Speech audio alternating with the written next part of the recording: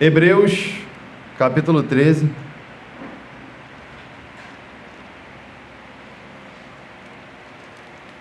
Versículo 17. Hebreus capítulo 13, versículo 17, diz assim: obedecei aos vossos guias, ou em algumas traduções pastores, ou líderes, e sede submisso para com eles, pois velam por vossa alma como quem deve prestar contas, para que façam isso com alegria e não gemendo, porque isso não aproveita a vós outros. Amém? Feche seus olhos, vamos orar, vamos falar com Deus. Senhor Deus e Pai, nessa manhã, diante do Senhor, nós estamos na sua casa para ouvir a sua voz e aprender com a sua palavra. Senhor, reconhecemos diante de Ti a sua grandeza e a nossa pequenez. Entendemos, ó Pai, que carecemos de Ti, da sua sabedoria e do seu entendimento. É verdade, Senhor, que nenhum homem pode ler a sua palavra e ter entendimento se não for através do Santo Espírito. É por isso que nós te pedimos nessa manhã que o Senhor fale aos nossos corações, nos ensine, que tenha a nossa atenção voltada para a sua palavra, tire tudo aquilo que venha dispersar, meu Pai. Nós bem sabemos que domingo pela manhã, sim, estamos cansados, afadigados da semana, mas temos um desejo incansável de aprender mais do Senhor, aprender mais das suas instruções, Pai, para que possamos praticá-la. Nos ajude, ó Deus, a entender e compreender as suas palavras, ó Pai. Por isso, fale conosco nessa manhã, ó Deus, de maneira profunda e contundente. Eis-nos aqui, ó Pai, para ouvir a sua voz. Em o nome de Jesus, o seu Filho. Amém. E graças a Deus. Amém. Pode sentar, por favor. Meus irmãos, nessa manhã, eu vou pedir um pouco de paciência dos senhores, porque temos muitas coisas para poder falar e vai requer um pouco de tempo. Vocês sabem que eu não sou muito extensivo dentro das mensagens, sempre trago de maneira bem sucinta, mas devido à quantidade de versículos que vamos falar, pode ser que passe um pouquinho do horário, tá? Você não fique chateado não, tá bom? Você assistiu aí filme de 3 horas, 2 horas, Então assim, não vou ficar 3 horas falando, mas creio eu que vai passar um pouquinho de 1 hora, amém? Mas eu peço que você ouça com atenção, porque tem coisas aqui que são muito profundas. Eu estava falando com o pastor Alex ali antes, e nós estávamos comentando sobre o texto, e ficamos com a cabeça em êxtase, porque são coisas muito profundas. Semana passada, nós falamos aqui sobre o contraste entre o Sinai e o Monte Sião, entre a questão da lei mosaica, a lei que vinha sobre os homens para condená-los, e o Monte Sião, que é a esperança que temos em Cristo, que é onde os nossos pecados são expostos, mas para que venhamos mudar, nos arrepender e termos uma novidade de vida. Esse é o propósito.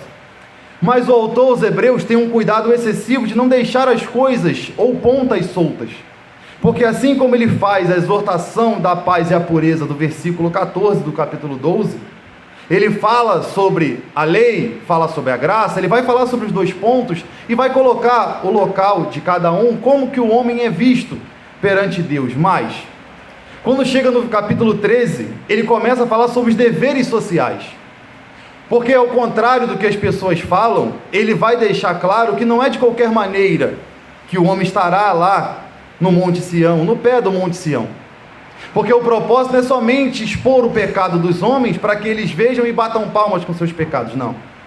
O propósito é o homem entender como que as coisas funcionam e que critério ele se enquadra para participar dessa questão da graça, porque como nós falamos, a graça é de graça, mas tem um preço. A graça não é uma graça libertina que o homem coloca, que eu posso pecar à vontade, peço arrependimento a Deus e Deus me perdoa. Não é assim. O propósito de Deus, como o autor dos Hebreus fala, que está lá em Jeremias 31, que é mudar a mente e o coração, foi para isso que foi pregado o Evangelho. Ele vai deixar claro, já nos primeiros versículos, como que o homem tem que se comportar para demonstrar que ele é participante desta graça. Versículo 1 do capítulo 13.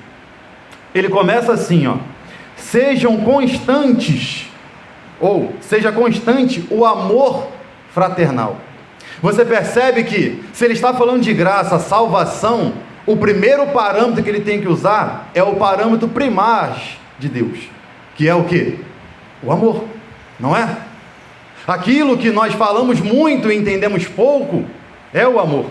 Ele começa a falar sobre o amor fraternal, que é uma palavra grega, né, que vem lá de Filadélfia, né, traduzido como amor fraterno, o amor entre irmãos. Só que, meus amigos, quando nós falamos de amor, temos que entender que existem ramificações do amor. Porque quando se fala de amor, tem uma palavra pequenininha aí, difícil de se vivenciar, né? Não sei se você lembra, que é chamado de quê? Perdão. Só que o autor aos Hebreus está falando que não é para ser de vez em quando. Às vezes vocês façam isso, não. Sejam constantes. É o tempo todo. Você tem que amar o seu irmão constantemente, mas... E o atribulado? Alguém tem um atribulado na vida? Fala aí. No trabalho, fala aí. Me ajuda aí, crente, levanta a mão aí. Tem algum atribulado lá? Levanta a mão, interage aí, vai. Ou você não dormir de manhã, vai. Tem, meia dúzia, não tem? Tem aquele cara lá que só sabe perturbar o juízo, né? Nunca tá bom, não é? Quem trabalha Quem trabalha diretamente com o público, a minha esposa sempre reclama, onde ela trabalha, que as mães são atribuladas. As crianças só fazem tudo de errado e a mãe vai lá como se a criança fosse um anjo. Olha, eu que trabalho no trânsito, é cada atribulado te dando fechada, você dá aquela buzinada, dá vontade de jogar o carro em cima, mas... O autor dos Hebreus está falando, vocês são participantes da graça? Estão lá no pé do Monte Sião, vê Cristo como esperança? O amor tem que ser constante. Porque se for aquele oscilante, onde eu amo uma hora e odeio na outra, tem um problema. Porque ele está deixando claro que são deveres sociais, tá? Aquilo que o homem tem que fazer. E eu fico impressionado como chega nesse período de ceia. O povo faz um negócio de louco, ou melhor, né? Seja no período festivo na igreja. Todo mundo fala com todo mundo. Mas durante a semana, a pessoa passa pela outra ali no calçadão de Campo Grande. Ih, aquela irmã ali. Sabe aquela irmã que fez aquela fofoca lá na igreja? Falou que eu... Não vou falar com ela não. O autor Hebreus está falando, vocês não podem ser assim não. Porque se vocês forem assim, vocês estão olhando para outro lado. Vocês estão achando que estão ainda lá no Sinai, onde os pecados eram para ser apontados e condenados. Não. Agora o que vocês precisam fazer é serem diferentes. Por isso que ele fala de constância, ato contínuo. Fácil é? Claro que não, mas existe um que vai nos auxiliar nessa tarefa, chamado o quê? Espírito de Deus. Porque, meu irmão, fala a verdade, amar os outros sozinho é fácil? Fala a verdade. Sozinho, você amar alguém que fala mal de você o tempo todo é fácil? Claro que não. Mas o que o Espírito põe na mente da pessoa? É a mente de Cristo, é o olhar de Cristo, você olhar para aquela pessoa como uma criatura. Se for crente, para que Deus toque no coração dela e ela mude. Se for ímpio, para que ela realmente enxergue o que é o amor de Deus. É por isso que ele fala que tem que ser constante, porque se tiver alguma oscilação, o seu julgamento muda. E aí, ao invés de você olhar para as pessoas como as pessoas que são fracas, debilitadas, que precisam de Cristo, você vai olhar para ela como juiz. Como você olha para um estuprador que aos seus olhos tem que morrer, ou não? Alguém que violenta uma criança, alguém que bate no idoso, um bandido que atira na cabeça de uma pessoa mesmo entregando o celular. Ele está deixando claro, dentro do contexto, que não é fácil, mas é algo que faz parte. Porque um homem perguntou para Jesus, como é que é esse negócio de amar os outros aí? Vem cá, dentro do contexto do amor, eu tenho que perdoar quantas vezes? Uma vez ao dia? Qual foi a resposta que Jesus deu? 70? E é o mesmo homem que pergunta, nega. E o mesmo que nega, no final tem aquele embate, se você ama ou não ama. Ele vivencia tudo isso. O autor dos Hebreus pega todo esse contexto na história e fala, vocês precisam ser constantes nesse aspecto. Porque se vocês forem oscilantes, vocês vão começar a odiar uns aos outros. E como pode as pessoas odiarem umas às outras na igreja, ansiando morar no mesmo céu? Não é?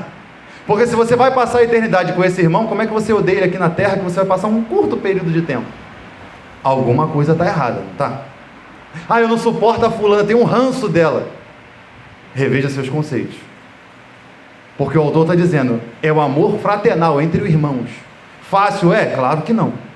Mas precisamos exercer, porque não existe uma outra forma. Continuando. Versículo 2. Não negligencieis a hospitalidade, pois alguns praticando sem saber acolheram anjos. É óbvio que aqui, no versículo 2, existe dois aspectos gerais, né? Ele fala negligenciar aqui para não se esquecer do princípio.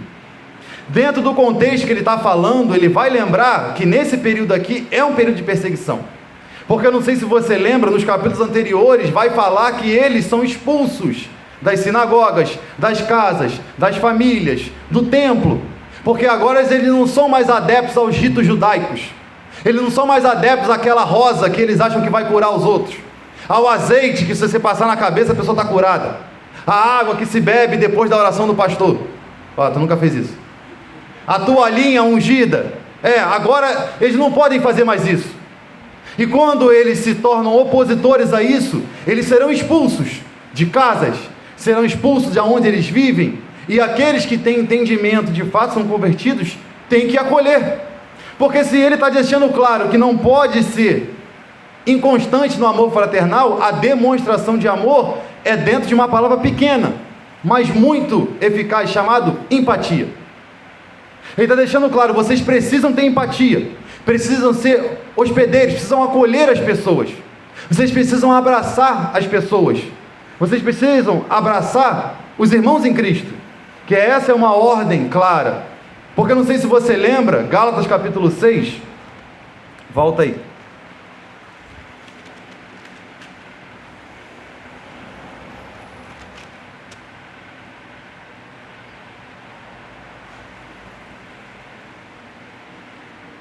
Olha o que Paulo fala para a igreja da Galácia, versículo número 6, Gálatas 6, 6. Mas aquele que está sendo instruído na palavra, faça participante de todas as coisas boas, aquele que instrui, não isentando ninguém, tanto quem fala, quanto quem ouve. Continuando, Gálatas capítulo 6, gente, versículo 7.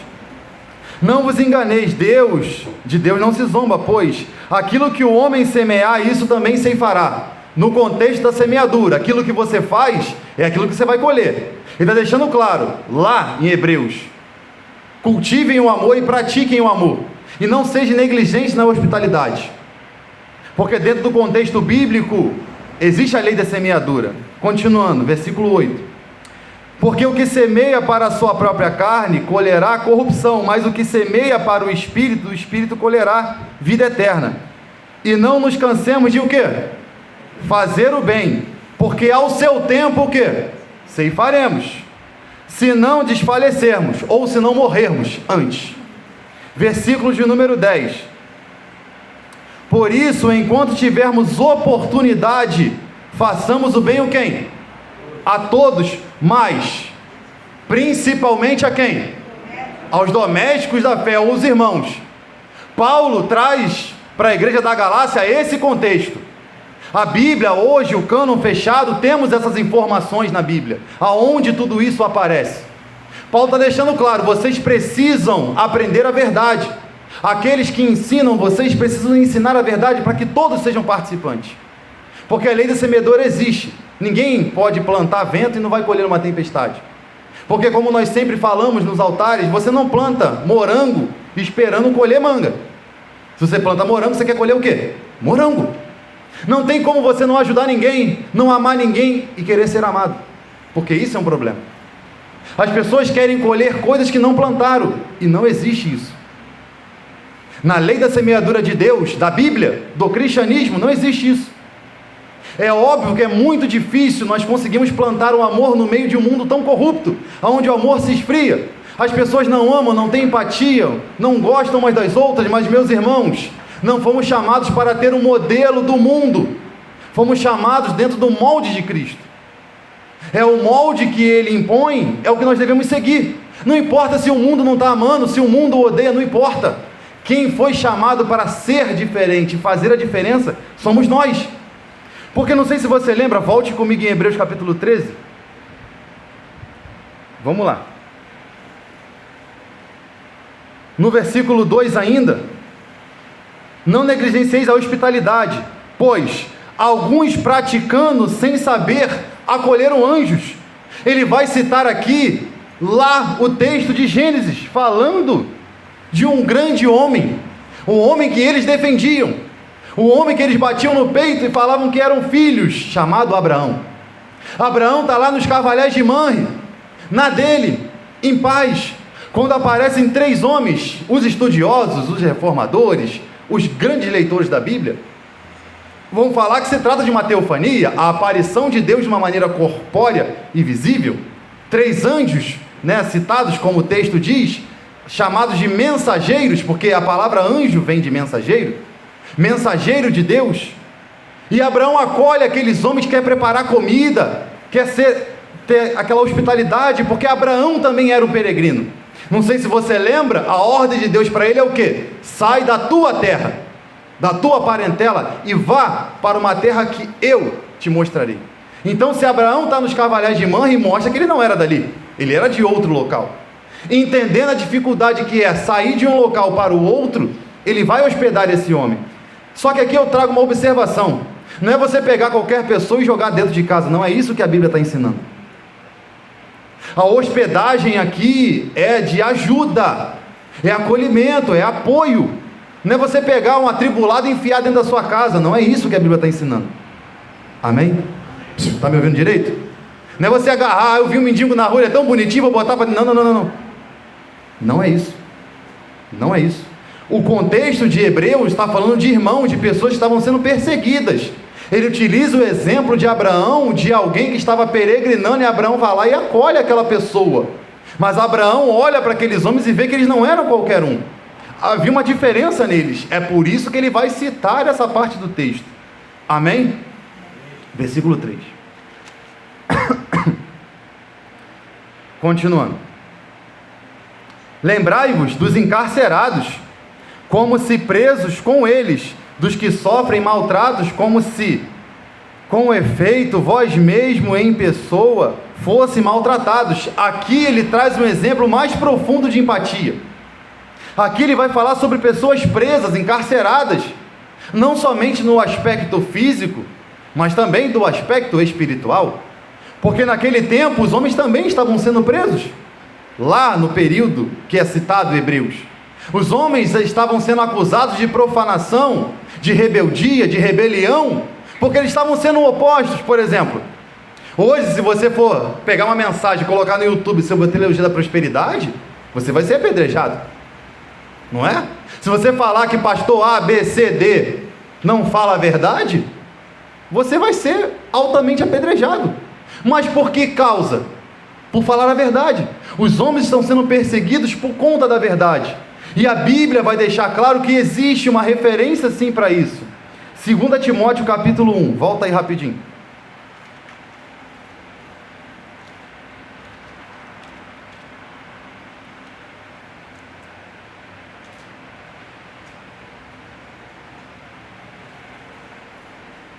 Segunda Timóteo capítulo 1, versículo 16.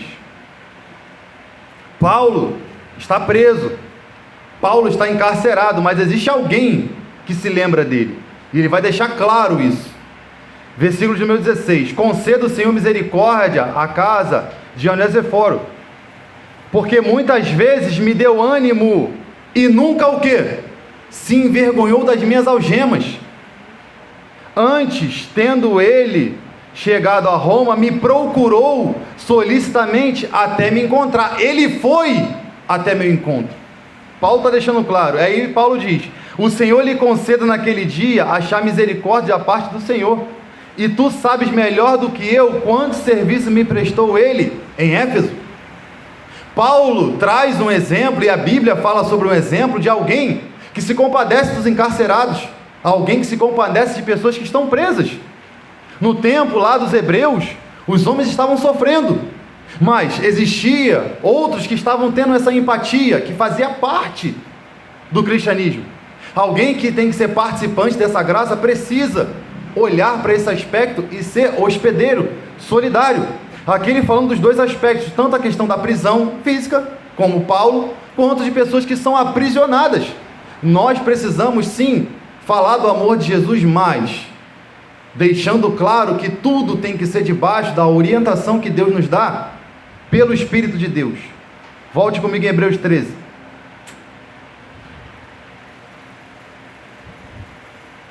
Versículo 3, a parte B. Dos que sofreram maus tratos, com efeito, vós mesmos em pessoas fossem maltratados. Ele deixa claro que você tem que ter o mesmo sentimento, como se você estivesse no lugar dele. Você tem que sentir a dor dele. Você tem que ver como que é difícil ser preso, como é difícil sentir o peso da prisão. Porque aí sim você vai entender como é que aquele homem se sente, como aquela mulher se sente. Amém? Versículo 4. E aí, começa a apertar um pouquinho. Versículo 4 diz assim de Hebreus 13: digno de honra entre todos seja o matrimônio, bem como o leito sem mácula, porque Deus julgará os impuros e os adúlteros. Deixa eu ver que horas são. Olhem para cá. Você vai perceber que ele começa a falar sobre amor, amém? Amor fraternal, empatia, amor ao próximo, né? Amar como a ti mesmo. Depois ele fala para não negligenciar a hospitalidade. Depois ele fala de acolhimento, né? Depois ele fala de ter empatia com os encarcerados, mas aqui ele dá uma pausa muito grande, porque ele retorna como se estivesse falando do versículo 14 do capítulo 12 em diante, porque ele mais uma vez vai citar a mesma palavra pornos, que foi pregado aqui, a mesma palavra de pornografia e imoralidade, como foi citado lá em Saul. Aqui ele para e fala digno de honra. Não sei se você lembra que a questão da honraria é tratar com devido respeito, amém? Tratar com devido respeito. Ele tem que ser digno de honra, digno de honra entre todos, seja o matrimônio. Perceba que ele vai deixar claro que ele coloca o todos, ele não fala apenas alguns. E ele vai falar a palavra, como eu estava conversando com o pastor Alex, sobre matrimônio. Quando ele cita a palavra matrimônio, automaticamente você vai olhar todas as diretrizes que contém o matrimônio. A Bíblia vai falar que o casamento tem alguns propósitos, né? Vamos colocar aqui apenas 3, né? Um deles é para a questão da multiplicação, que foi dito lá em Gênesis, né? Para que a pessoa pudesse ter filhos, ou a reprodução é necessária, sim, mas concedida por Deus e abençoada por Ele no casamento, amém? Tudo fora do casamento é chamado de prostituição, adultério ou fornicação, amém? Amém, crente? Esse é o princípio bíblico do casamento, questão de reprodução. Não necessariamente, né, que as pessoas são obrigadas a ter filho, porque existe a questão de saúde também. Isso aí não é... Quem fala que tem que ter, nunca leu a Bíblia direito, porque na Bíblia tem diversos exemplos de pessoas que eram estéreis. Então assim, Deus abriu a madre com um propósito, amém? Então, beleza. Depois ele vai falar que tem a questão da companhia, porque se você reclama do teu marido, da tua mulher, reclama com Adão, reclama com ele. Ele está assistindo sozinho, Deus deu uma mulher para ele, amém? Ah, eu não aguento mais meu marido, reclama com Adão. Ah, meu marido é muito chato, reclama com Adão. Ah, eu não aguento mais a minha esposa, reclama com Adão. Quem queria esposa era ele. Todos os animais lá tinham um par. Aí ele ficou olhando e falou, poxa, só eu que não tenho ninguém, sabe? Deus falou, está lá em Gênesis 2. Não é bom que o homem viva o quê? Só. Farei para ele uma auxiliadora idônea, para que ande lado a lado. Lado a lado, amém? Não atrás, não na frente, e nem embaixo, e nem em cima, amém? Lembra, o princípio do casamento é esse. Deus não cria do dedo do pé, não cria. Não cria do ouvido aqui, Ele cria da costela, chamado de parte central do corpo, né? Ele cria da costela para que tivesse lado a lado, e dentro da diretriz do matrimônio. Só que ele está deixando claro, tem que ser honrado, porque não foi criado para isso, para que andasse lado a lado. E outra coisa, dentro do que ele vai citar aqui, o casamento faz parte para que o homem se aparte, e a mulher também, dos pecados sexuais. Porque como não tem criança no culto, né, muito criança, preste atenção numa coisa. Depois que o homem passa pelo período, né, dali da puberdade, a mulher também do seu período, você percebe que se tiver relação num período muito antes, o homem ou a mulher tem que enfrentar algo chamado de abstinência. Vou te dar um exemplo claro. Quem bebe café aqui? Levanta a mão aí, crente. Todo mundo bebe um cafezinho? De manhã tem que beber um cafezinho? E se você não beber? Se você não beber, dá o quê? Dor de cabeça, irritação, não é? Chamado de abstinência. Só que do café causa isso tudo, imagine sexual, que é muito mais forte. O autor dos Hebreus está falando, ó, tem que ser honrado como o matrimônio manda. Porque você lembra como é o princípio do casamento? Qual o trabalho do marido? Dar a vida pela sua esposa, né? Como Cristo deu pela igreja. O parâmetro do marido é Cristo e a igreja. E a mulher ser o quê? Submissa ao seu marido, honrar o seu marido. Ele está falando que nada do que faz parte do matrimônio aqui pode ficar de fora. Porque se alguma coisa estiver de fora, começa a entrar na parte B, que ele diz, ó, bem como o leito sem mácula. A mácula vai falar de mancha, vai falar deformidade, vai falar sobre algo que é manchar o leito. Eu não sei se você lembra, mas a cama é colocada como um altar, segundo a visão da Bíblia, né? Porque é na cama, né, na cama do casal que é consumado aquela aliança. É consumada as coisas na cama. A cama não pode deitar 3 pessoas. Quem está me ouvindo, diga amém. Se deitam a quantas? Porque não sei se você lembra também que do princípio, ambos serão quantas carnes? Não tem 2 carnes. São 2 pessoas que se tornam uma. O autor dos Hebreus está falando, vocês não podem colocar impurezas na cama de vocês. Porque não é somente na cama física. Não pode entrar aqui, ó. Agora fala a verdade. É fácil? Porque tem um outro detalhe. A parte B que ele vai falar, porque Deus julgará os impuros adúlteros, né? Deixando claro que haverá julgamento para eles, não traz a responsabilidade anterior do matrimônio. Porque o trabalho de cuidar de um do outro é do cônjuge. Coisas que nós, às vezes, com anos de casados, estamos aprendendo ainda, batendo cabeça para aprender isso. Cuidar da questão sentimental é do cônjuge. Cuidar das vontades, dos desejos é do cônjuge. Porque olha só, o mundo oferece oportunidade, ou não? Não oferece não? O mundo oferece carinho, amor, atenção, afeto, colo. Ah, não oferece não. Lembra do Sansão? Lembra? Como é que Dalila tratava ele? Como um reizinho. Ai, danção, que cabelo lindo. Mas qual era o propósito dela? Derrubá-lo. Qual era o propósito de Dalila? Derrubá-lo. Ah, mas fala de um caso de adultério. Lembra do Davi quando adulterou? Era uma maravilha. Ninguém sabia, ninguém viu. Ninguém estava sabendo, mas Deus viu. Eu não contei para ninguém, mas Deus estava sabendo. E o que isso gerou? Morte. O homem morreu, a criança morreu. Deus falou para Davi, a espada nunca se apartará da sua casa. As coisas acontecem hoje porque estão romantizando o pecado. Parece que o adultério hoje se torna algo banal. Não, errou, tadinho. Não. Meus irmãos, uma das tarefas mais difíceis do casamento é ser marido de uma só mulher e ser esposa de um só marido. Porque quando a crise mental vem, os meios começam a aparecer.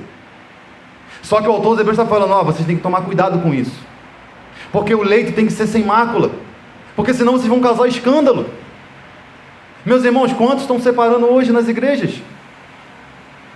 Quem é casado sabe o que eu estou falando. Às vezes tem vontade de chutar o balde mesmo. Não seja hipócrita não, tá? Não começa não. Não vem dar o seu sorrisinho. Eu nunca pensei isso. Mentira. Mentira. Mentira. Às vezes você começa a brigar um mês, um ano. Meu irmão, não aguento mais essa mulher não, vou embora. Oh. Dá vontade de ir embora. Eu não aguento mais, porém, o único critério de separação é o quê?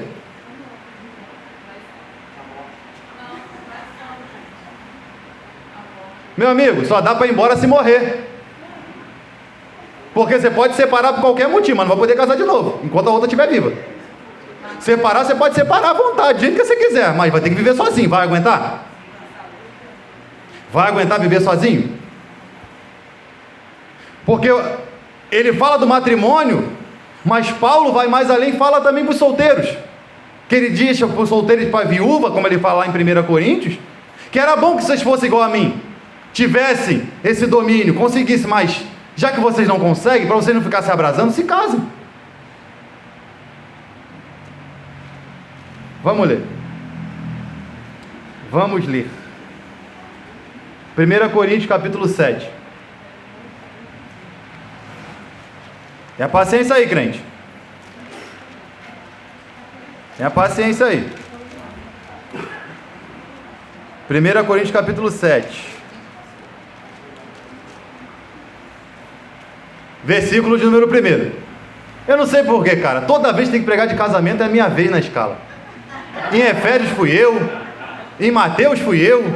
Aqui sou eu. Não é possível, cara.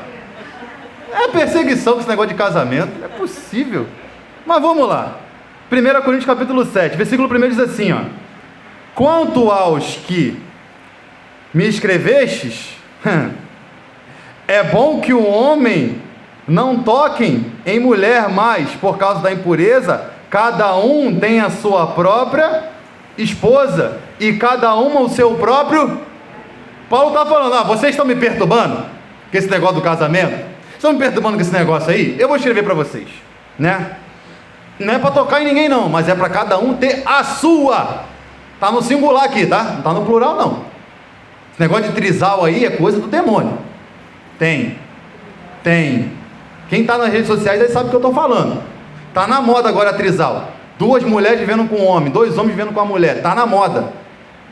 É normal. Isso explicitamente, né? Tem uns que, né? Enfim. Não vou falar aqui. Vamos lá. Versículo 2. Mas por por causa de quê? Qual é a palavra que está na sua Bíblia aí? Impureza. Por conta da impureza, cada um tenha a sua própria mulher e cada um seu próprio marido. 3. O marido conceda à esposa ali o quê?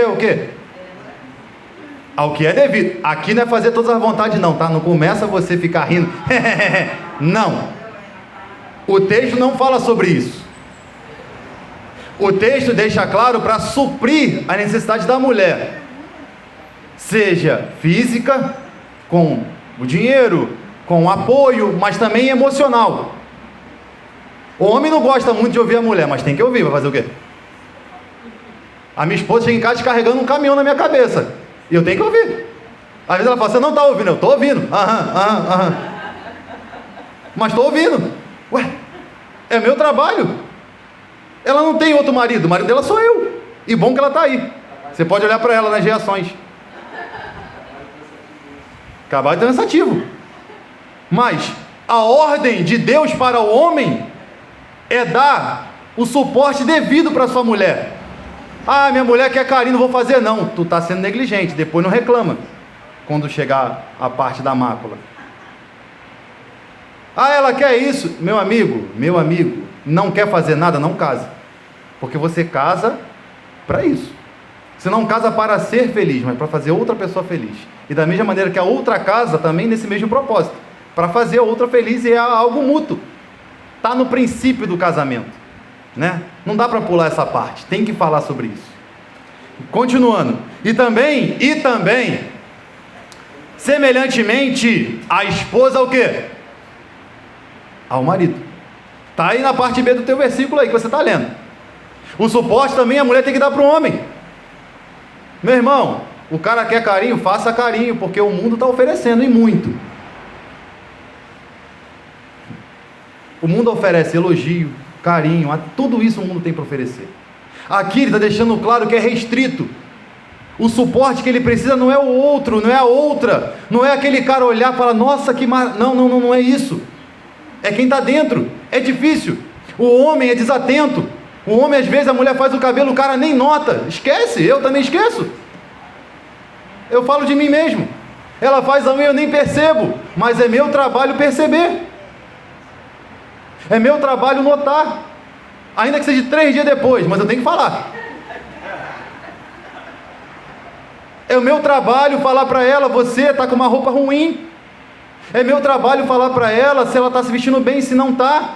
Está indo por um caminho errado, porque o suporte aqui é total. É total. E da mulher para com o homem. Uma das piores coisas que a mulher pode fazer na vida do homem é desacreditá-lo. Porque se ela que vive contigo não acredita em você, tu está perdido. A mulher é aquela base para o homem precisa dessa coisa da mulher. Amor, vamos embora, estou contigo. O homem é carente, não tem jeito. O homem precisa disso. O homem é o lado forte, podemos dizer assim, para resolver problemas, mas o homem precisa daquele apoio da mulher, não tem jeito.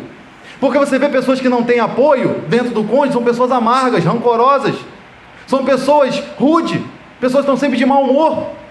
É assim que funciona, não é ficar bajulando o tempo todo, ficar pegando no colo como se fosse criança, mas é dentro do momento proposto, oferecer esse suporte, que é isso que ele está falando.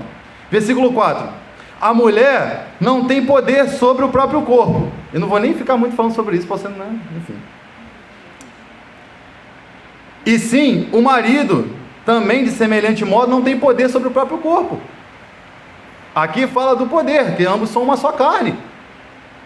Você não pode negligenciar os seus deveres matrimoniais, se você entende assim, né? Tá bom assim? Você não pode ser negligente, porque meu irmão, a Bíblia diz que o diabo anda bramando como o leão, buscando quem possa tragar.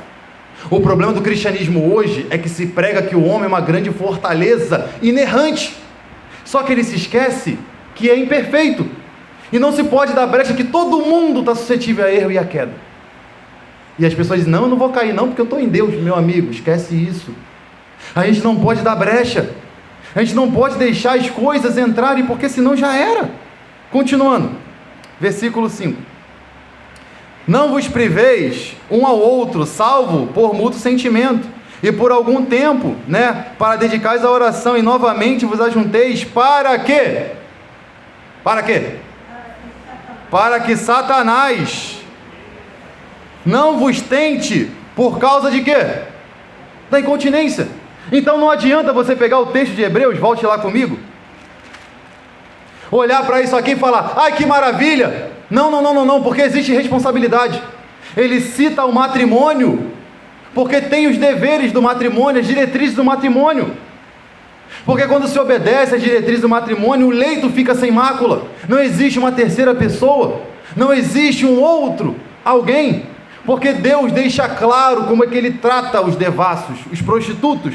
Deus julgará os impuros e os adúlteros. Deus não vai perdoar aqueles que se deitaram dizendo que estavam fazendo a vontade da carne. Deus não vai perdoar porque foi só um tombinho, não. A ideia é fazer como Ele está dizendo. Conservem isso, preservem isso. Está solteiro, meu amiguinho? Espere em Deus. Não sai fazendo loucura por aí não, porque isso tem consequências terríveis. Não sai fazendo loucura, está namorando, espera em Deus. É fácil? Claro que não, todos nós somos carne, mas se você ultrapassar o limite, as consequências virão. Porque uma gravidez indesejada pode mudar a trajetória de uma vida. E não existe só a gravidez, tem doenças também. Então, tudo que é fora do contexto da Bíblia trará consequências terríveis. Amém? Volte lá para Hebreus. Misericórdia. Vamos continuar. Meu Deus. Volta aí, crente. Versículo de número 5. Seja a vossa vida sem o quê? Meu irmão, não dá para ser avarento não. É óbvio que você não vai sair gastando o seu dinheiro à torta e à direita, né? Ostentando coisas desnecessárias. Tem que ter responsabilidade. Amém, crente? Isso aqui não é palestra coach não, tá? É orientação bíblica. Depois, se você tiver curiosidade, lê Provérbios, que ensina sobre tudo isso. Sobre como guardar dinheiro, como investir, tudo está lá em Provérbios. Depois você dá uma lida lá com calma em casa. Mas o autor aos Hebreus está deixando, vocês não podem ser avarentos. Estamos falando de propósitos da igreja, falamos sobre reformas na igreja. As pessoas fecham o coração tendo condições de fazer as coisas. Ah, eu posso fazer, não posso abrir mão, sabe, do meu lanchinho. Meu irmão, para com isso. Para com isso, sabe por quê? Olha só. Sabe quanto custa o ingresso do Rock in Rio? Mais barato? 900 conto. Para tu ficar lá atrás no palco. Só ficar pulando. 900 conto. Isso, mais barato, no primeiro lote. Existia ingressos agora que estava 2.000, 3.000. Camarote, então, nem se fala. 15.000. E sabe o que é interessante? O povo vem de Brasília, de Manaus, Estados Unidos. E você acha que só tem rico lá? Tu acha que só tem rico? Claro que não. Claro que não. Porque para eles não existe avareza para as suas causas, para os seus propósitos. É só o crente que não.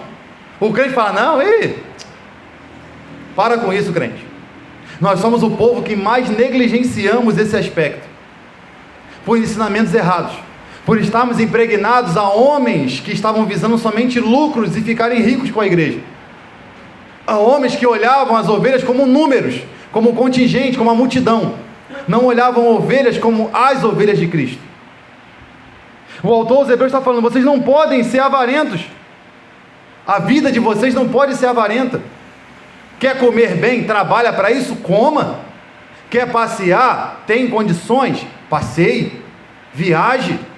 Nada disso é pecado. Agora, você não pode descobrir uma coisa para cobrir outra. Ah, não, eu quero ir para a Disney, vou passar o cartão em 50 vezes. Não.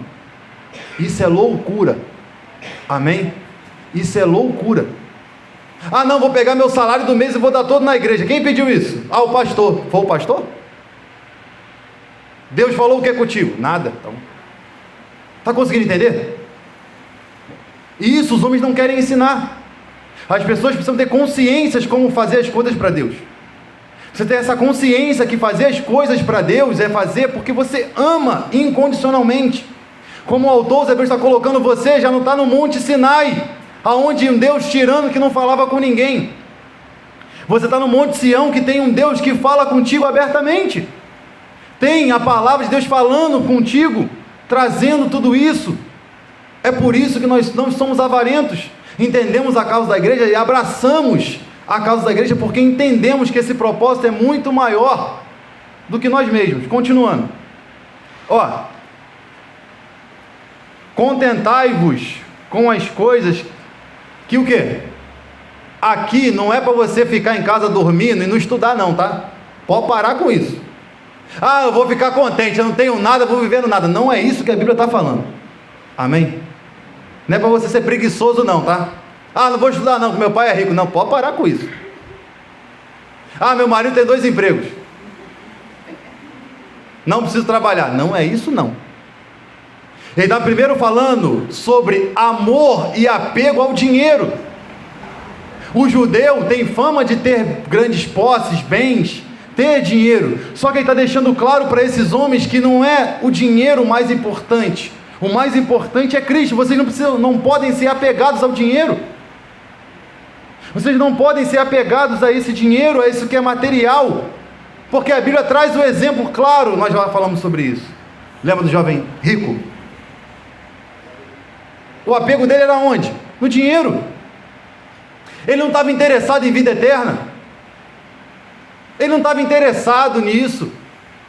Ele queria saber o que ele poderia fazer de maneira meritória para alcançar a vida eterna.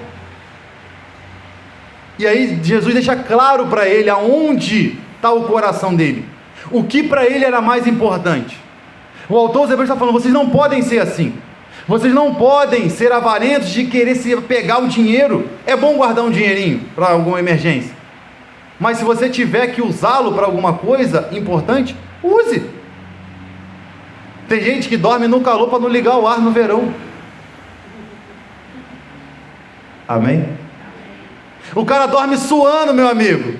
Parece que o cara tomou um banho de piscina e saiu e deitou na cama.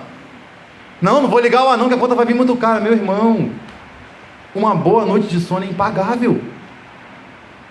Se organiza. Sabe que o verão está chegando? Começa a guardar um dinheirinho durante o ano, para quando chegar a conta de luz, no período do verão, você ter como inteirar e dormir bem, dar um conforto para sua família.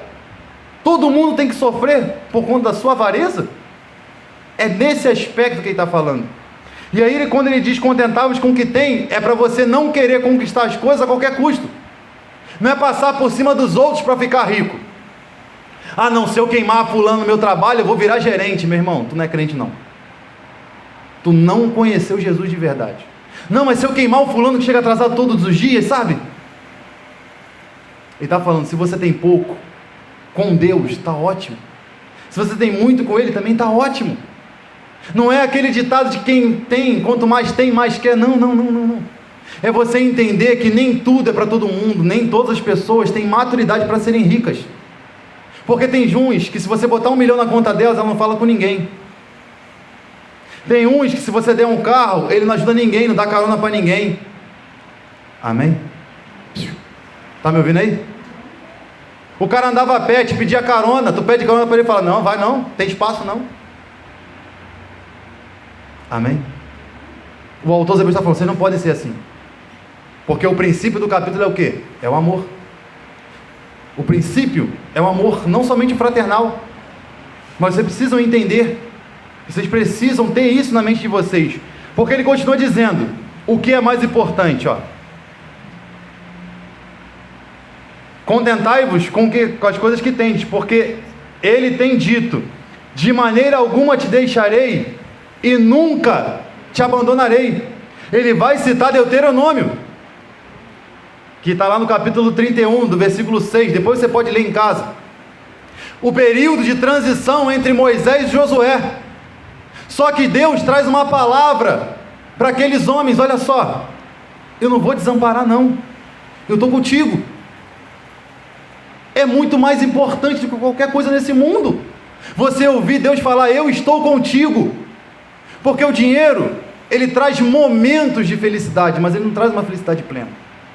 Ter dinheiro é muito bom, gente, é ótimo, ter um carro importado, um carro que não quebra toda hora igual o meu, ter dinheiro para comer o que quer, mas meu irmão, isso não proporciona essa paz que excede todo entendimento que só Cristo pode nos dar. Sabe, de você estar no pior dia do mundo, você orar e sentir aquela paz interior, e descansar em Deus e saber que Ele vai resolver as coisas, que é disso que Ele está falando. Ele fala que a segurança dele não tem que estar no dinheiro, no carro, em cavalos, como o salmista vai dizer. A confiança dele tem que estar plenamente no Senhor, porque o dinheiro acaba, o carro o ladrão leva, as pessoas decepcionam, e Deus? Porque quem está falando aqui é alguém que não mente, é alguém que é imutável, porque ele continua dizendo, versículo 6, assim afirmemos confiantemente, como Davi disse, o Senhor é o meu auxílio e não temerei. O que poderá me fazer o homem? O que o homem pode fazer contra mim, quando se tem Deus? A Bíblia deixa claro que o homem só pode tocar no corpo. Não temei aos homens, que pode tocar somente o corpo, antes temei a Deus, que tem o poder de lançar o corpo e a alma no inferno. A nossa confiança está em Deus, que Ele tem um poder absoluto. O homem pode falar palavras torpes, pode te agredir, pode fazer o que for, mas o homem não tem poder de roubar Deus do seu coração, que é isso que o salmista está dizendo. Eu posso passar pelo que for, não importa, a minha confiança nunca estará nos meus bens, estará exclusivamente em Deus. Amém? Continuando. Agora, depois dele falar sobre os deveres morais e sociais, ele entra nos deveres espirituais. O autor dos Hebreus agora vai falar sobre os deveres espirituais. E agora vamos de uma maneira mais direta. Ele começa dizendo assim, ó: lembrai-vos dos vossos guias, ou pastores, ou líderes, tá? Não importa a tradução, é a mesma coisa. Os quais vos prega a palavra de Deus e, considerando atentamente ao fim da sua vida, imitai a fé que tiveram. Preste atenção no que o autor está tentando passar para esses homens e mulheres. Ele está deixando claro: lembra dos pastores, dos líderes, lembra deles, mas não são de todos. Não é você lembrar lá do R.R. Soares, do Valdomiro, né, do Palharim, do Leonardo Salles, do Agenor Duque, essa galera aí, né, do Ed René, Dave Leonardo. Eu vejo o crente postando vídeo do Dave Leonardo, eu não sei o que essa pessoa tem na cabeça não, cara.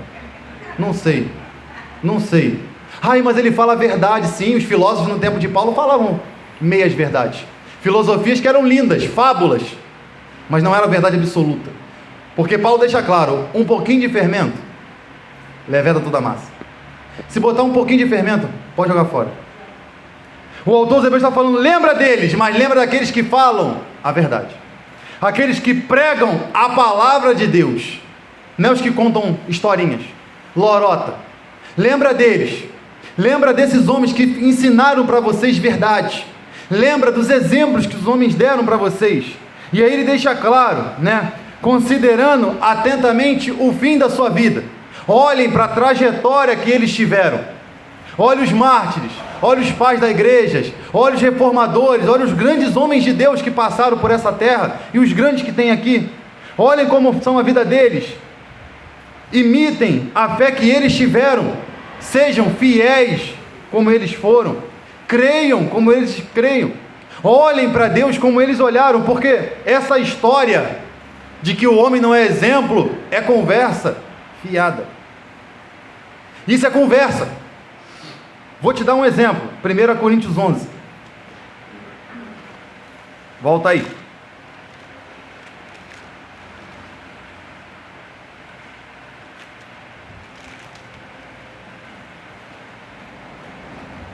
O apóstolo Paulo está ensinando para a igreja de Corinto sobre os limites da liberdade cristã, aonde existem os deveres, o que se pode e o que não se pode fazer, né? Ele deixa claro, do contexto é: todas as coisas me são lícitas, mas nem todas as coisas me edificam, ou nem tudo me convém. Dentro desse contexto, que ele diz que você pode fazer tudo, mas nem tudo te convém, o capítulo 11, versículo 1, que é o final do capítulo 10, que se inicia lá no versículo 23 do contexto, ele diz: sede meus imitadores, como também eu sou de quem? Paulo tinha um parâmetro claro. Paulo tinha um parâmetro que era Cristo. Mais à frente você vai ver um pouco mais sobre esse contexto. Mas ele deixa claro: imitar esses homens, mas imitar homens que o parâmetro deles sejam Cristo. Não é imitar homens que são vaidosos, avarentos, miseráveis, lobos devoradores. Desses homens você tem que se apartar. Atos capítulo 13, você vai ver claramente, 13 e 16, como que a Bíblia trata homens, chamam eles de ilusionistas, inimigos da cruz de Cristo, inimigos da redenção. Esses você tem que se apartar. Volte comigo em Hebreus 13. Vamos embora. Versículo 8. Agora ele usa um parâmetro extremo. Jesus Cristo, ontem e hoje, é o quê? É o mesmo. E será para o quê? Ele deixa claro, olhem para os homens. Você pode até ter os homens sim como exemplo, mas entendam que eles são suscetíveis a falhas. Eles podem errar. E eles vão errar. Eles são homens imperfeitos. Ele vai deixar claro isso. Ainda que fossem homens de fé, homens que pregavam a palavra de Deus, falavam verdades, eles não eram isentos da imperfeição da natureza adâmica que vinham sobre eles. Mas no versículo 8 ele diz: Jesus Cristo não. Ele é perfeito na sua essência. Ele é perfeito desde o início. Ele é perfeito desde a eternidade. Ele é o mesmo ontem, antes da fundação do mundo. Ele é o mesmo hoje, no tempo que você está ouvindo essa palavra. E Ele será para sempre o mesmo. Ele mesmo diz: pois eu sou o Alfa e o Ômega, o princípio e o fim. Deus é imutável. Os homens vão falhar. Vai ter dia que você vai ficar chateado com o seu pastor. Tem dia que o pastor Alex vai estar chateado e vai te chatear. Entenda, ele é homem. Ele vai ter dia que eu vou te chatear porque eu também sou homem, falho. Mas quando você olha para Cristo, você não consegue se chatear com Ele, porque Ele é perfeito. A perfeição que tem nele faz com que os nossos olhos olhem para Ele como tudo que temos. O autor dos Hebreus está deixando claro: olhem para aquilo que é imperfeito, tem assim o seu modelo, olhem para a vida deles, na piedade, no amor, mas eles não são o parâmetro máximo para a vida de vocês. O parâmetro máximo para a vida de vocês é Cristo, que é imutável. É o mesmo que estava lá em Gênesis capítulo 1. É o mesmo que está no final do Apocalipse. É o mesmo que apareceu para todos aqueles homens que viram Ele nos 4 evangelhos. É o mesmo que viram eles em Atos. É o mesmo que voltará. Cristo não é aquele que promete coisas e não cumpre. Cristo não é aquele que diz que faz e não cumpre. Cristo não é aquele que diz que ama e não ama. Não. Se Ele deixou claro que não te deixará e não te desamparará, se apegue nisso, meu irmão, porque Ele coloca Cristo mais uma vez como parâmetro máximo de todos os exemplos. Continuando, versículo 9. Meu Deus. Não vos deixeis envolver por várias doutrinas, ou por doutrinas várias e estranhas, porquanto que vale é estar o coração confirmado com graça e não com alimentos, pois nunca tiveram preceitos os que isso se preocupam. Aqui você vai pegar 2 aspectos, um para os tempos escrito o texto dos Hebreus e um para o nosso tempo de hoje. Ele está deixando claro que, já que eles foram expulsos das sinagogas, foram expulsos do templo, não podiam mais participar das diretrizes ali da igreja, ou daquilo que era colocado do rito judaico, para eles não se atentarem a isso, para eles não se apegarem mais àquilo ali. Esquecem, abandonem isso, que ele vai deixar claro: não vos deixeis envolver por várias doutrinas estranhas, como nós hoje entendemos a não se envolver com essa doutrina pragmática. Ele vai deixar claro para eles abandonarem o legalismo. Esqueçam o legalismo, esqueçam tudo isso, abandone essas velhas práticas, abandone isso que os homens estão falando aí fora. Não, mas você tem que dar um boi no altar. Não.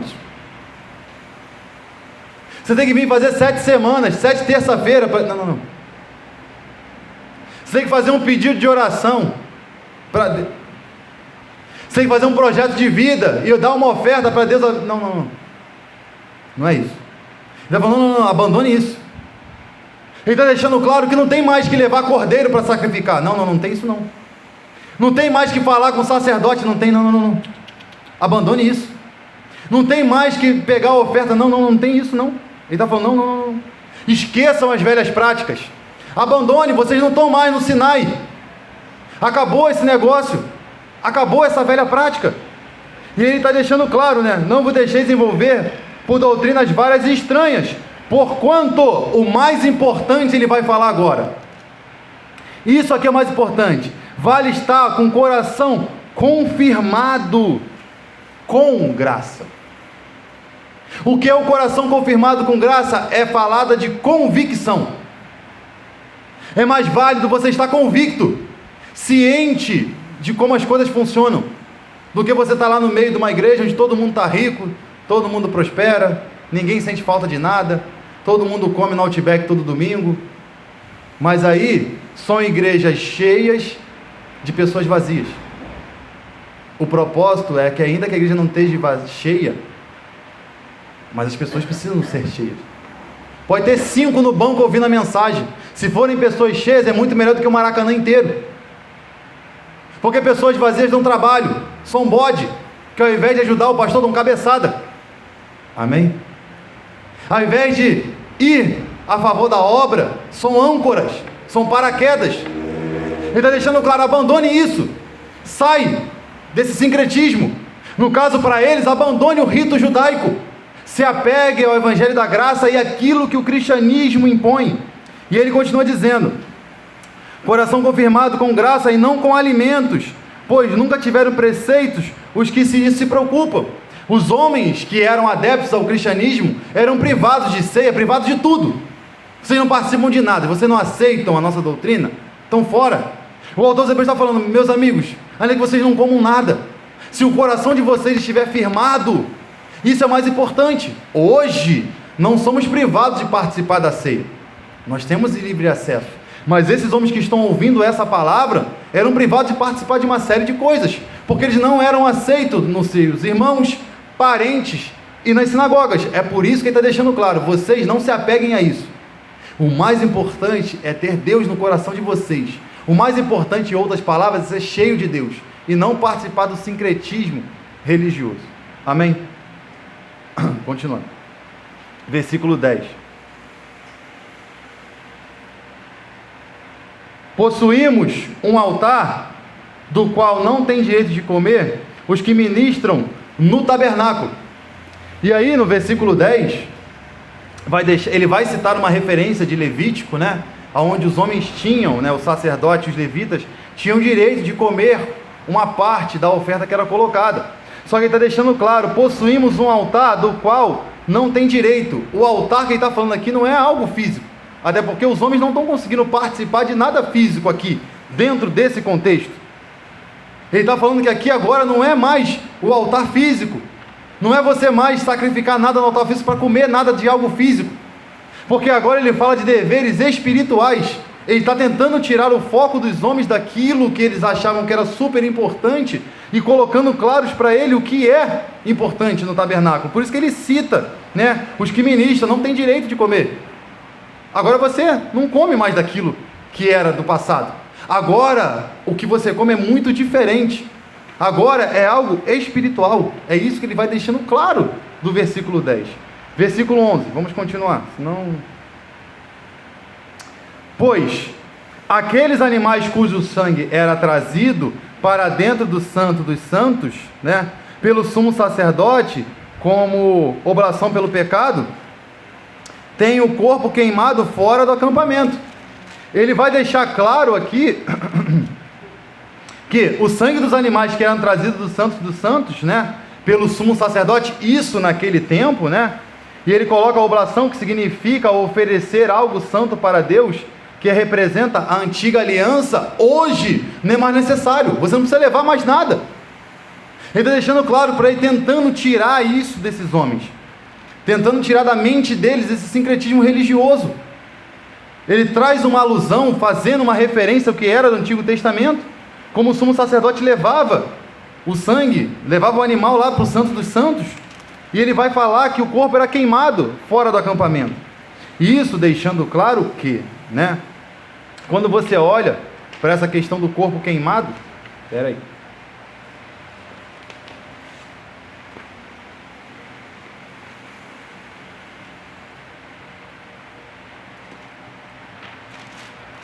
Porque quando ele cita o corpo queimado e a questão do sangue, era um simbolismo do dia da expiação, que expressava dois aspectos importantes.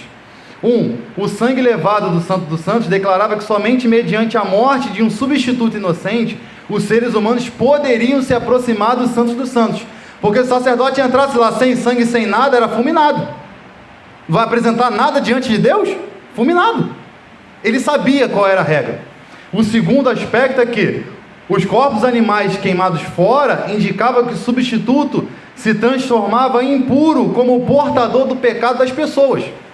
Ele vai deixar claro que a referência que ele traz aqui agora, que ele vai fazer uma comparação de Cristo com aquilo que era feito pelo sacerdote, que assim como era levado para o lado de fora, para que fosse feito o sacrifício e fosse feito essa troca, onde o pecador se tornava limpo e o animal levava o pecado, foi a mesma coisa que Cristo fez, que é isso que ele diz no versículo 12, versículo 12, por isso, que foi também Jesus para sacrificar o povo, pelo seu próprio sangue, sofreu porta afora.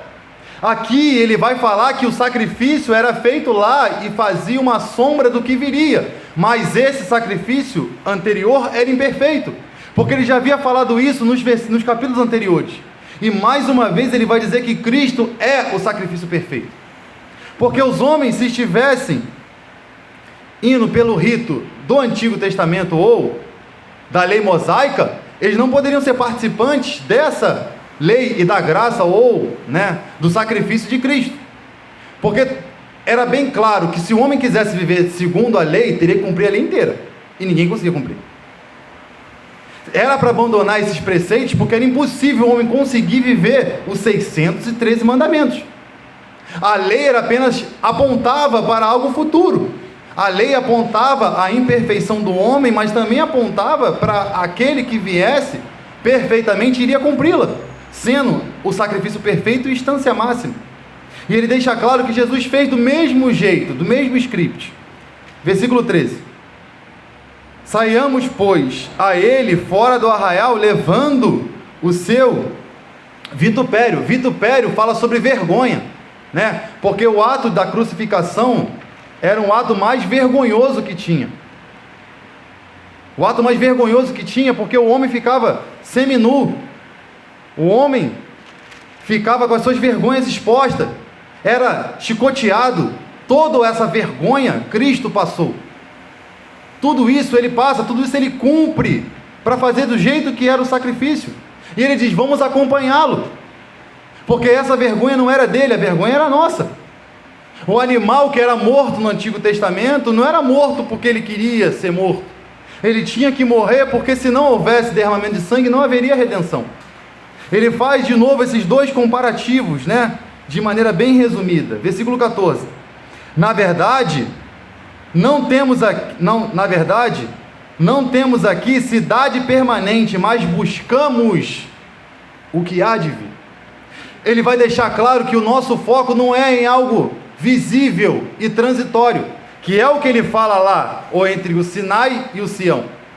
Ele fala que o foco dos homens não pode ser algo transitório e visível, tem que ser, foco é na eternidade, porque, meu irmão, se você olhar aqui para a terra, tu desiste de tudo, fala a verdade. Se você ficar com os olhos só aqui na terra, você abandona tudo. O autor aos Hebreus está deixando claro, olha só, o sacrifício não era somente uma expiação temporária não, como era feito pelos sacerdotes. Vocês não podem viver debaixo daquela lei, porque senão vai ser algo temporário.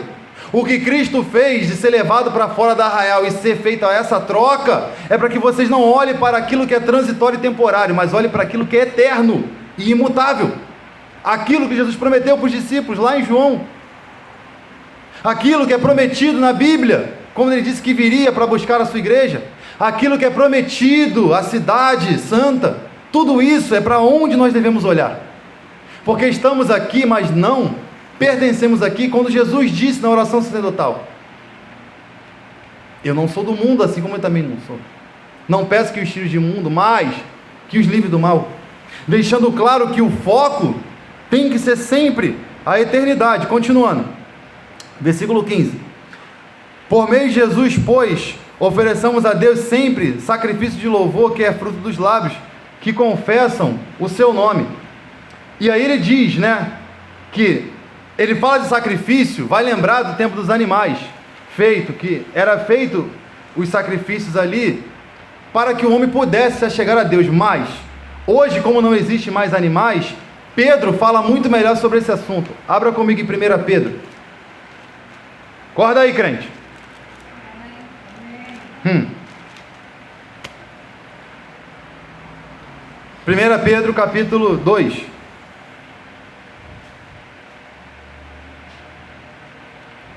Versículo 1: despojando-vos, portanto, de toda maldade, dolo, de hipocrisia, inveja, de toda sorte de maledicências, desejai ardentemente, como criança recém-nascida, o genuíno leite espiritual, para que por ele vos seja dado o crescimento para a salvação. Lembrando, ansiando se alimentar para a questão da salvação. Se é que tendes a experiência de que o Senhor é bondoso,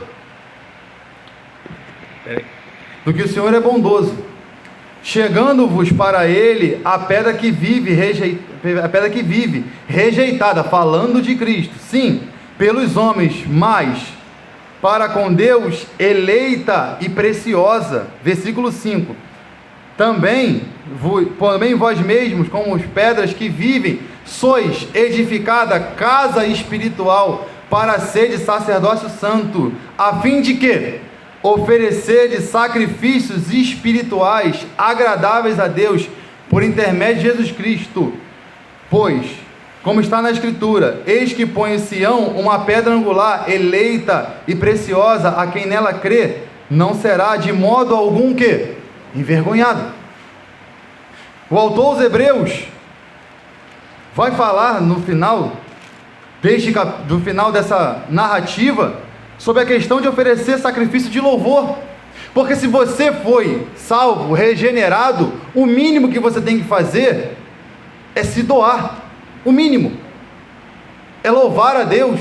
É por isso que eu não consigo entender o povo que vem para a igreja, na hora do louvor, fica olhando para cima, ou não é assim? O povo olha para o lado, o povo está assim, ó. Meu irmão, se você visse para onde você iria, se não fosse Cristo, tu ia dobrar o joelho, ia chorar de perder 1 litro de lágrima, todos os dias que você chegasse num culto. Se você tivesse a sensação de ficar um dia no inferno, um dia, com seu corpo todo queimando, você chegaria aqui na igreja, bradando. Nós não valorizamos porque não temos dimensão de como que é. Achamos que esse sofrimento terreno aqui é muito para nós, sem entender que lá, quem foi, deu uma ideia que a língua cola no céu da boca. Você lembra? Jesus conta a parábola do rico e Lázaro? Só uma ideia. Campo Grande é quente, né não? Fala a verdade. Quente, né? Bangu. Essa semana ele bateu 40 aqui. Misericórdia. Sensação de 45. Mas mesmo quente assim, a língua não cola no céu da boca. Não é? Mesmo que você fique com o ventilador no seu rosto, a língua dá aquela coladinha, mas você não é daquele... Meu irmão, você tem noção do que é um calor que a língua cola no céu da boca? Aqui ele está falando, ó, vocês não estão debaixo da lei que iriam condenar vocês e jogar direto vocês no inferno, não. Vocês agora têm Cristo.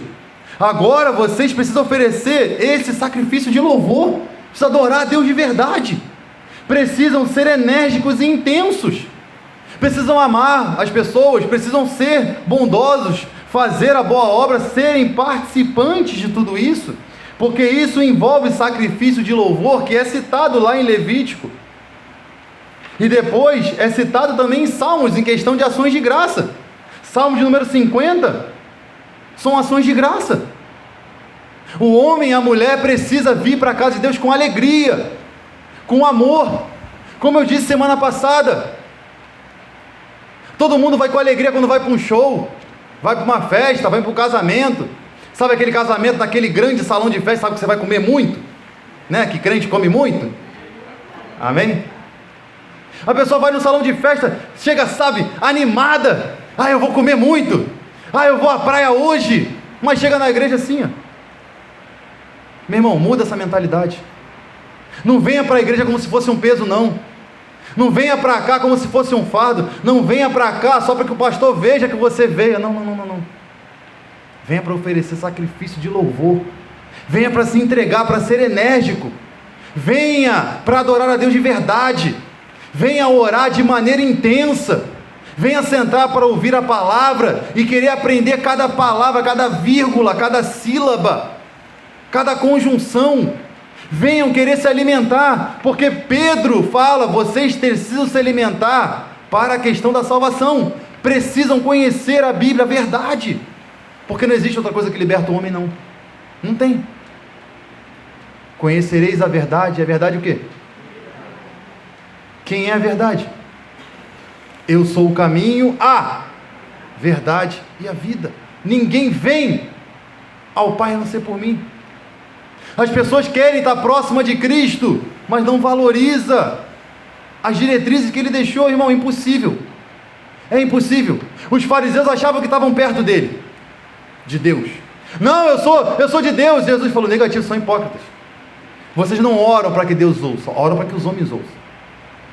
Vocês não fazem as coisas para que Deus seja glorificado, mas que vocês sejam vangloriados. Vocês não honram o pai e a mãe de vocês, que é o mínimo. Como vocês dizem que amam a Deus? O autor dos Hebreus está deixando claro: vocês precisam mudar essa mentalidade.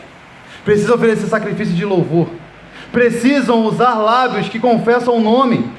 Porque se vocês foram perdoados, vocês precisam exaltar aquele que te perdoou. A dívida era impagável. Você estaria preso até hoje, se não fosse Cristo pagar a sua dívida. Então, quando você vier à igreja, mude a sua mentalidade. Se hoje você prestou um culto mais ou menos, na terça preste um culto melhor. No domingo que vem, quando você estiver aqui, preste um culto melhor. Quer um segredo? Chegou na hora do louvor, feche seus olhos. Não sabe a letra? Fala com Deus. Mas ore. Sejam enérgicos. Porque o mundo é enérgico no que faz. Não podemos ser negligentes nisso. As pessoas estão lá pulando no Rock in Rio. Então, vai falar para elas que é errado ficar 8 horas pulando. Eu amo. Os ídolos dela, elas veneram, que não pode salvá-la. Os ídolos dela nem sabem que elas existem e não podem fazer nada por ela. Estamos falando de um Deus que está dizendo que não te desampararei e nem te deixarei sozinho, que conhece o íntimo do homem. Não está falando de uma pessoa que não conhece de vista. Eu vi passando, eu vejo. Não está falando disso. E eles estão lá venerando os ídolos, pulando, cantando. Nós precisamos prestarmos um culto diferente para Deus. Como eu falei semana passada, é totalmente diferente. A igreja precisa ter essa mentalidade que prestar culto a Deus é algo sério, porque você está diante de um juiz, aquele que julga e toma decisões. Você não pode sentar: eu vou fazer de qualquer jeito, como eu falei semana passada. Vou chegar no tribunal: ô juiz, só um minutinho que eu vou tomar uma água ali, valeu? Valeu? É Vossa Excelência. Por favor, permissão. Mas aí o povo chega: não, Deus aceita. Nadab e Abiú também pensou que Deus aceitava, morreram. Anês e Safira também pensou que Deus aceitava, morreram. Mude essa mentalidade, porque isso aqui faz parte daqueles que anseiam o céu e querem no Monte Sião. Os outros que não querem fazer nada estão lá no pé do Sinai, olhando para Moisés, olhando para o homem, como se ele fosse resolver tudo. Continuando, para encerrar. Não negligencieis, versículo 16, de Hebreus 13. Não negligencieis igualmente a prática do quê? Não pode esquecer da prática do bem. Não pode ser negligente da prática do bem. Não pode. Você está aí, vira uma página aí, Tiago 1,27. Você está aí, já, é só virar a página aí.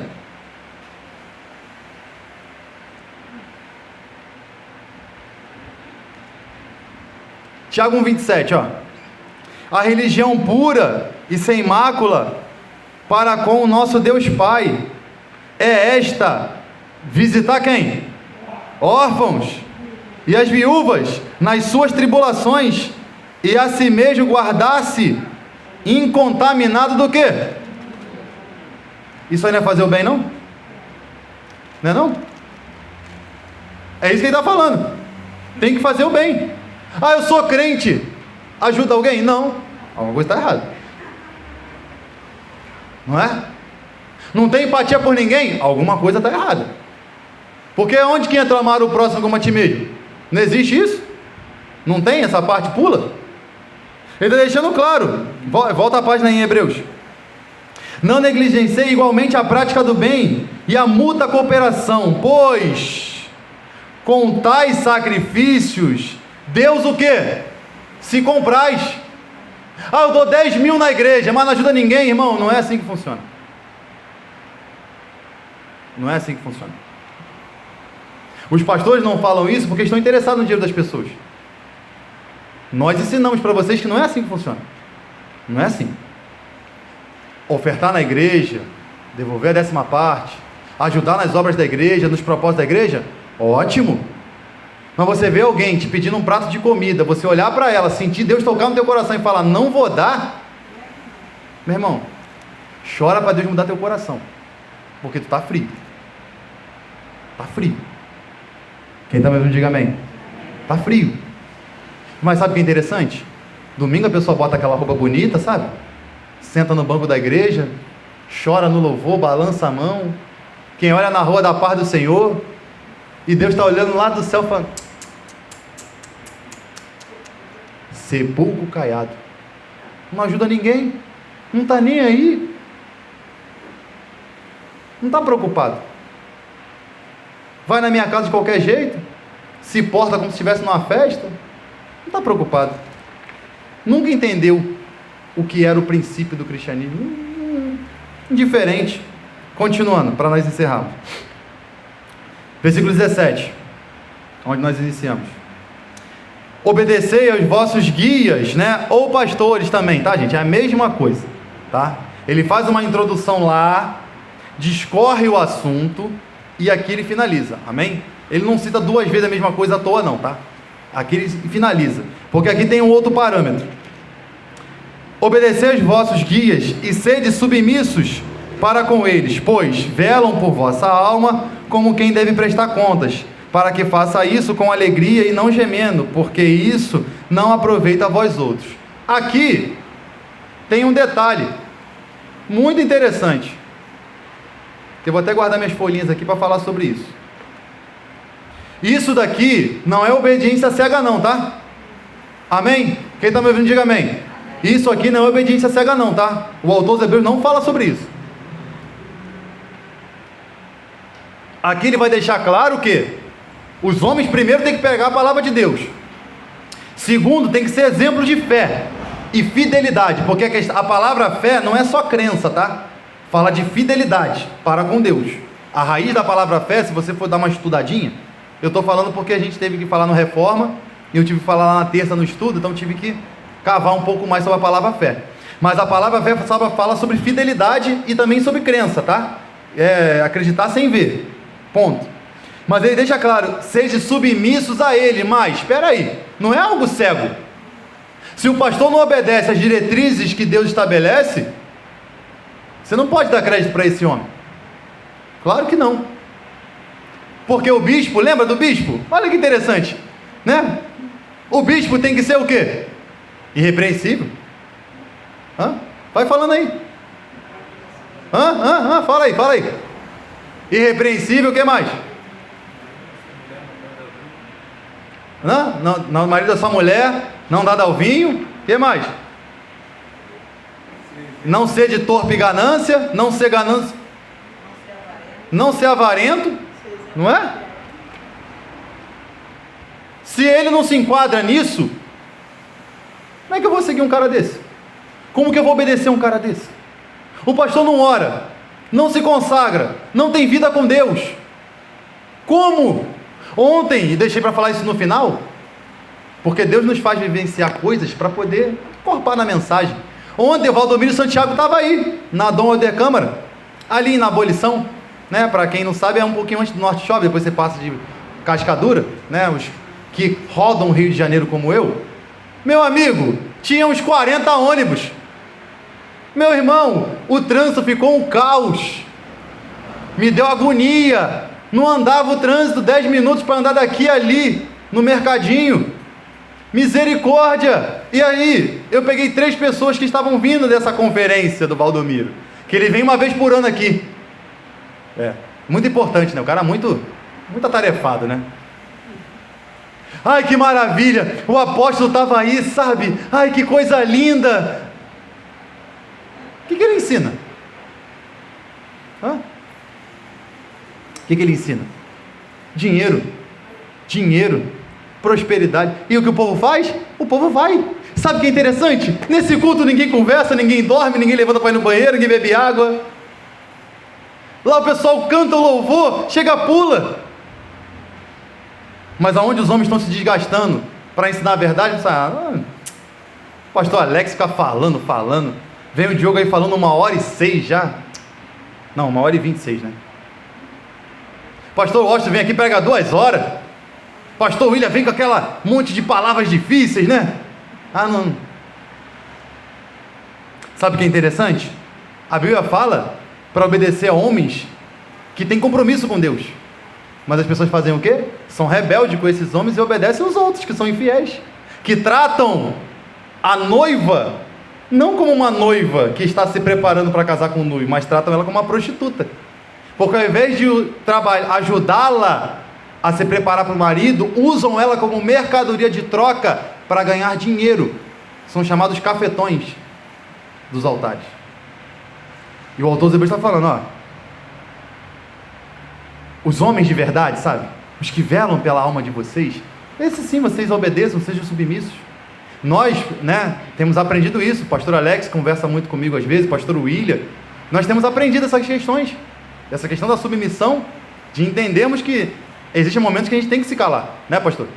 A gente, no momento oportuno a gente consegue manobrar a situação, mas a gente tem que entender que a gente tem uma liderança e uma autoridade, ponto. Tudo é conselho, mas a gente tem liderança, não podemos ser rebelde. E aí entra outra questão, calma aí, são 11h07, calma. As pessoas vêm para a igreja para serem facciosas. Ah, eu não gosto do pastor Alex não, eu gosto mais do pastor Washington. Ah, eu não gosto do pastor Washington não, eu amo quando o pastor ele vem para cá. Ah, eu gosto do Diogo, o Diogo acaba o culto cedo. Meu irmão, para com isso. Paulo, quando passa por esse problema, ele deixa claro, nem o que planta, nem o que rega é alguma coisa, mas o mais importante é quem dá o crescimento. Se for o pastor Alex a pregar, glória a Deus. Se não for ele a pregar, glória a Deus também. Não existe essa facção. O pastor da igreja aqui é o pastor Alex, o pastor Washington é o pastor fundador. Mas o povo não pode olhar somente para o pastor Washington, eu só obedeço ao Washington. E esse homem aqui é o quê? Que chora por vocês, estuda, perde tempo. As pessoas hoje valorizam mais o que é fútil do que é importante. E aí o Valdomiro lá é aclamado. Nego, ônibus, caravana, o Palharim, se vier aqui em Campo Grande, do outro lado da rua, tu não consegue andar. Porque as pessoas olham para ele como um grande homem de Deus, o maior evangelista do Brasil. E o que ele ensina? Arrependimento? Pecado? Céu? Inferno? Claro que não. Só que vivemos no tempo onde Paulo já sabia disso. Quando diz em Atos que viriam lobos devoradores, lobos vorazes, homens que falariam fábulas, homens que teriam comichões nos ouvidos, que não suportariam a sã doutrina. Essas pessoas não querem obedecer ninguém, querem ter os pastores somente como um troféu. Eu sou do pastor tal, porque ele é bom. O obedecer aqui, ser submisso, é abraçar as questões colocadas pela igreja através do pastor. Porque o que é primordial é o pastor sempre orar antes de tomar uma decisão. E sempre passar para a igreja aquilo que Deus o orientou. Já que aqui o texto trata como os guias e os líderes, que o pastor não é dono da ovelha. Ele é apenas aquele que está conduzindo. Porque o primeiro que é dado a essa ordem é para Pedro. Não sei se você lembra, né? Se tu me amas, faz o quê? Apacenta as suas ovelhas? As minhas ovelhas. Porque Pedro estava ouvindo o sermão sobre o pastor, o bom pastor. Pedro estava ouvindo João 10. Pedro estava ciente do que Jesus falou. Pedro estava ouvindo que quem não entra pela porta é lobo. Quem não está preocupado com a igreja é lobo. Quem não se importa com a igreja é lobo. Pastor de verdade é como Paulo diz: me gastarei e me deixarei gastar. Eu vou me desgastar vou morrer pela hora, mas o importante é continuar. É nessa história toda aí que ele fala para obedecer o guia e ser submisso a eles. Não é para obedecer de qualquer jeito. Ah, o pastor é um beberrão, irmão, foge. Ah, o pastor é um adúltero, foge. Porque ele tem que ser exemplo. É a pior parte de ser pastor e pregador, é viver a palavra. É a pior parte. Porque o mais difícil não é preparar um sermão, o mais difícil é vivenciar o sermão. Essa é a pior parte do ministério. Não é, pastor? A pior parte, porque ainda que você fale algo que você não vivenciou, Deus vai separar aquele momento para tu passar por isso. Vai chegar esse momento, e você depois que ouve, você também vai passar por isso. Ninguém está isento. dessa responsabilidade, tanto de quem prepara para falar, quanto de quem está ouvindo. Porque a partir do momento que você ouve, você deixa de ser inocente. Se você não cumpre, você age como inconsequente. Porque olha o trabalho árduo que nós temos. Parte B. Com quem, né? Para com eles, pois velam por vossas almas. Esse é o trabalho do pastor. Com quem deve prestar contas, para que façam isso com alegria e não gemendo. Meu irmão, não é para atribular o pastor, não. Não é, não. É óbvio que se você tiver um problema, você leva até ele, mas não atribula o pastor, não. A gente tem muitas coisas na cabeça, responsabilidade. Não podemos fazer obra como ele está falando, gemendo. É com alegria. O pastor tem que sentir prazer de levantar da cama. Eu vou pregar para aquela igreja, e a igreja vai sentar, vai ouvir. O pastor não pode ficar 6 horas para preparar um sermão, para resumir em 1 hora, o povo sentar e ficar assim, ó. Isso tira o prazer. Nós precisamos mudar a nossa mentalidade, como prestar culto para Deus e como entender o que nós estamos fazendo aqui. Precisamos saber o que é, né? Ou quem são os personagens que envolvem tudo isso, quem os membros representam, quem os pastores representam, o que cada um tem que fazer, porque olha bem o que vai acontecer naquele dia. Façam isso com alegria e não gemendo, né? Pois isso não se aproveita para vós outros. Você pegar um pastor insatisfeito é a pior coisa do mundo. Eu sofri isso na época da Paz e Vida. Pastores que iam para igrejas que não queriam ir e tratavam a igreja, ó, como lixo. Não. Pastor tem que tratar a igreja como noiva. Pastor tem que tratar a igreja como ela deve ser tratada, com amor, com zelo, de dar a vida por ela, de se doar por ela. Não tem jeito. Não tem jeito. Se você nascesse antes do cano, tu poderia ter o seu parâmetro, mas você nasceu depois. Se você nasceu depois, a regra está aqui, tem que seguir. Então, meus queridos, venham para a igreja, podem falar conosco quanto vocês quiserem, mas não entrem em tempestade e nos coloquem dentro não, porque aí fica difícil, né? Não fica plantando um monte de vento e colhendo tempestade e jogando a gente dentro da tempestade não, que vai ficar difícil. O nosso trabalho é árduo e difícil, mas o nosso maior parâmetro sempre será Cristo. Amém? Porque imitamos Cristo e servimos de exemplo para vocês. Amém? Vamos colocar de pé. Que isso?